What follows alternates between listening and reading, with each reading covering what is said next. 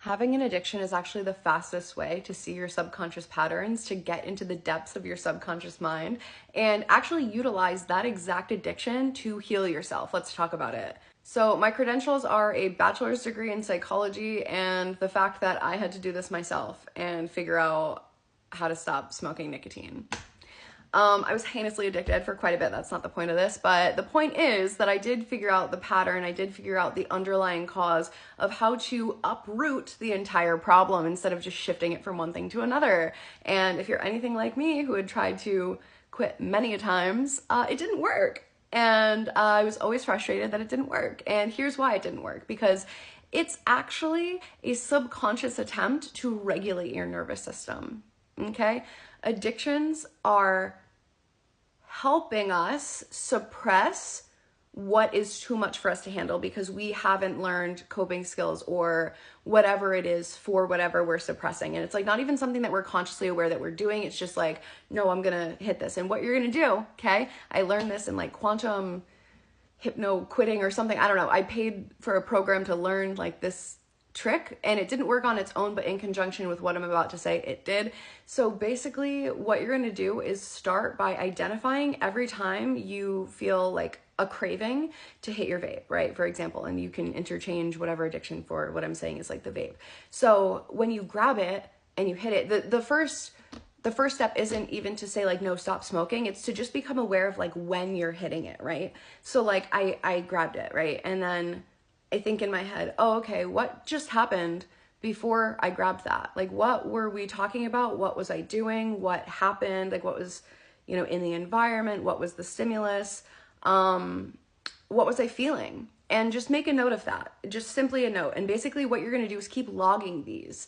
Every time you like have a craving, right? And that's the clearest one for me anyway, it was. But when you have a craving and you grab it, just make a note. Okay, so, this was the situation. I was talking to this person and they talked over me, for example. And that's an interesting one. Okay, they talked over me. I felt the need to hit it.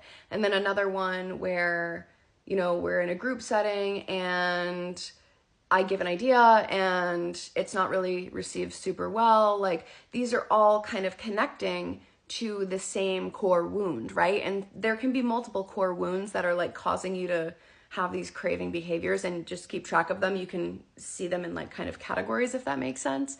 But it's so interesting because I'm going to do a visual, but it's so interesting because at first, what we see first is the addiction. That's backwards. Awesome. What we see first is the addiction. Okay. And then that's just all it seems. It just seems like it's just an addiction. That's it. But it's not. And the point of bringing attention to the triggers of the cravings, because it helps point out your exact problems. So when you can go like that and you're like, okay, let's look for the triggers then. Okay, once you start identifying what triggers you to hit the vape or whatever, you're understanding what your wounds are.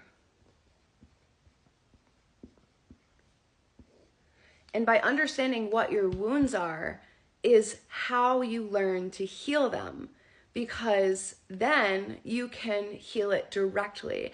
And the thing is, it's not easy or comfy or nice to feel any of these things. In fact, it sucks really bad. But the point of an addiction is that the feeling itself sucks to deal with in the first place. And we probably weren't given the tools to learn how to deal with that, or know what to do with that, or understand how to handle something that's happened to us, right? So we're just kind of like pushing it down in order to stay afloat, really. Like, it's all like a survival attempt in a subconscious way, because we don't know what else to do, right? So once you're able to kind of understand like what my wound is, right? So I'll use myself as an example here.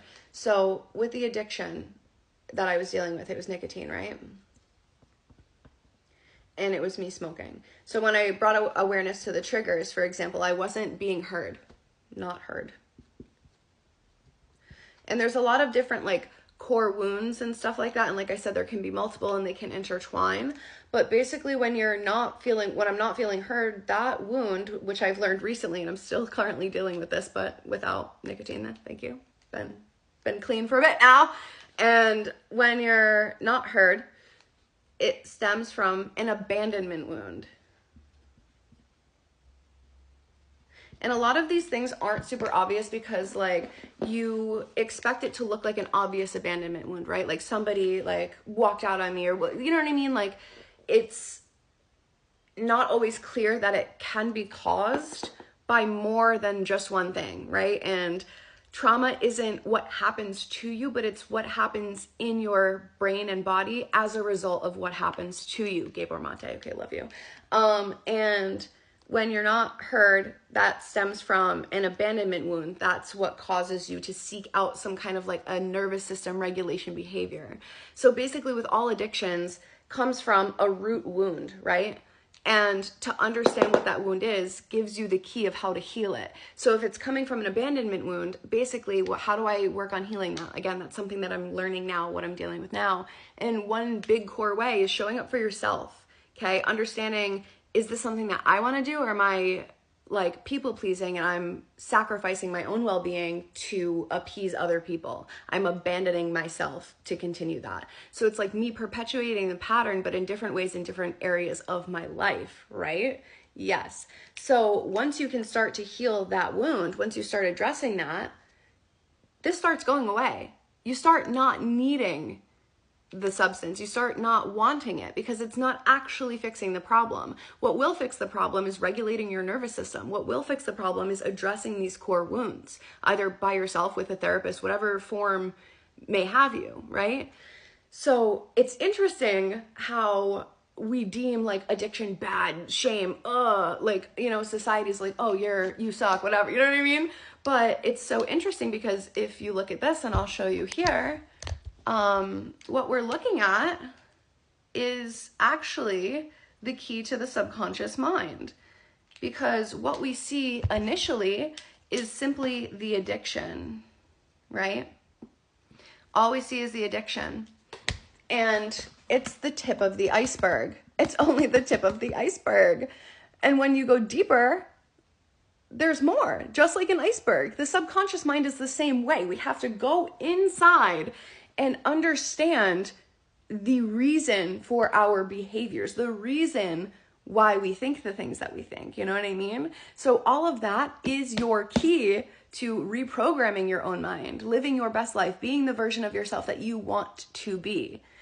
It just comes from the deconditioning, and like, it's a lot easier said than done. I want to emphasize it's not an easy thing to do, which is obviously why addictions form in the first place, because it's overwhelming. It's overwhelming to the point where your nervous system can't handle it. And you look for these little subconscious ways to kind of make yourself feel better, create dopamine, kind of like create this safety feeling, right? And addiction, specifically nicotine, is really good for regulating the nervous system quickly. In that quick instant, it'll kind of like bring you back to baseline for a second. You know, it kind of like eases that stress that you don't know how to otherwise get rid of. But over time, it stops working. Over time, you start needing more and more, right?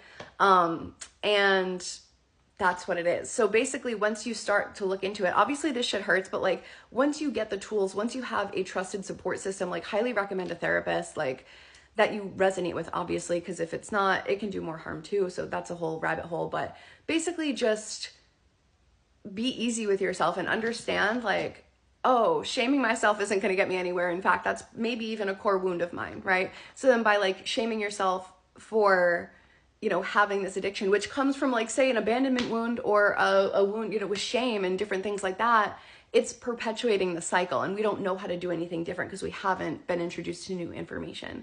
So once you see it in this way, you're able to be easier with yourself. The cravings start going away once you start addressing the actual problem, okay? So there are lots of ways to approach that. I'm also writing a book on this that I'll be publishing soon, hopefully, for more in depth with this. Let me know if you're interested in the comments. But if you found this helpful, please let me know. Like and follow for more content like this. I really love sharing this with you guys. And like I said, I really hope it helps. This is something that took me so long to figure out, and I'm so grateful that I did. And I am grateful if it can just help somebody else too, because I know how hard it is. So anyway, I love you. Bye.